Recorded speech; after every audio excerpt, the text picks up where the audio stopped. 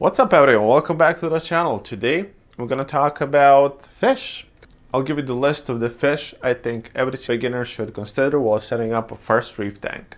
If you'd like to support this channel, real quick, check the description down below, like, subscribe. With that out of the way, let's get to our first fish. Our first fish, as all the other fish, are gonna be utilitarian fish. And one of my favorite fish in this hobby, what actually got me in this hobby, is a yellow tang.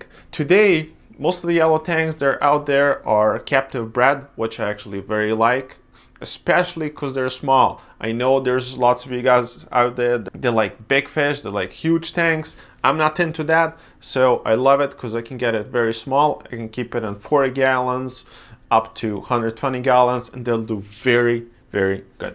Yellow tang will scavenge for algae all day long. You're gonna see the pattern with every fish we're gonna mention in this list that has its purpose. Either they'll be eating algae or they'll take care of the most of the common pests in this hobby. Alright, next one on the list is the only fish that's actually not utilitarian fish, and that's a clownfish, specifically Ocellaris clownfish. There's so many different variations and kinds right now. They have different patterns. Ocellaris clownfish is one of the best fish you can put as a first fish in your reef tank. Some of them will get a little bit aggressive, but Ocellaris is a type of clownfish that is less aggressive than the other type of clownfish. But there are so many different kinds, I cannot make a fish list and just put clownfish on the side. So there it is. I put it out there even though it's not utilitarian fish, but it's just a fish so common in this hobby and brings in lots of beginners in this hobby that I have to put it on this list. Alright, next one on the list is the Bristletooth tangs. Two of my favorites are yellow eye coal tang and Tomini tang. They don't really like the smaller tanks, like a yellow tang will be fine. Within like 40 gallons, they usually need 120 or more gallons. They need a little bit more space and they'll grow a little bit faster than a yellow tang will. They do have a specific mouth shape. They'll eat different type of algae than a yellow tang will. So in a team with the yellow tang, they'll do a great job. One more thing about this tank, what you'll notice, it'll go scavenge and clean algae from all the surfaces, sand bed included as well. Alright, next one on the list is gonna be a blue mandarin. Blue mandarin, get it captive bred as well, and it's just a great fish. It will help you with dealing with some of the pests that are common in this hobby, and it's just one of my favorite fish as well. Next one on the list is a lawnmower blenny. Lawnmower blenny is a great fish, is a full of character, and it'll help you with that algae control. You guys kind of see the trend here. All the fish that I'm adding are going to be helping you either with algae or with pests. Next fish in line is going to be 6-line wrasse or any other wrasse in Kalkwasser family.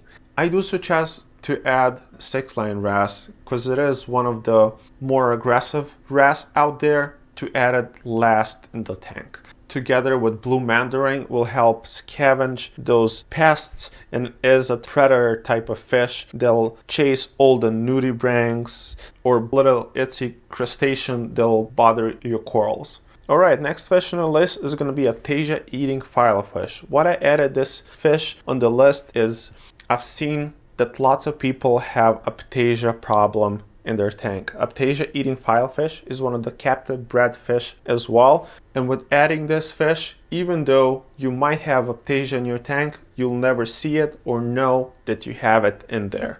There's one more fish out there that eats aptasia as well, and that's a coppermine butterfly, but I won't be including that fish in this list since it's a lot more harder to keep than aptasia eating filefish. Aptasia eating filefish being a captive bred fish, I suggest for you guys to go that route instead. Every beginner reefer will be more successful with these fish than without them. And my last group of fish will be all the captive bred fish that you like. They're peaceful.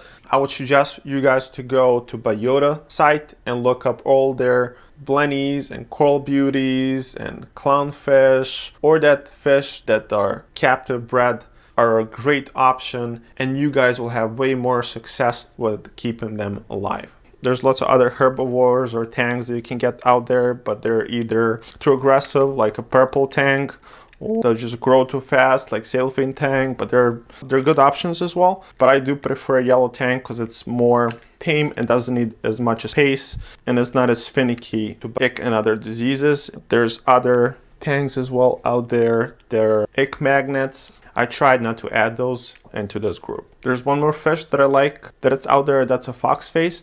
Foxface is a great herbivore as well, but it has little spikes that are a little poisonous. I never had a problem with my foxface, but I heard other people did, so that's why I haven't included it in this list. If you guys would like to add any fish to this list that I skipped or have any other questions, please leave them down below. You can check me out on Instagram and Facebook. I go over there by the same name. If you would like to support this channel, check out the description down below, like and subscribe. And with that out of the way, see you guys in the next video. All right.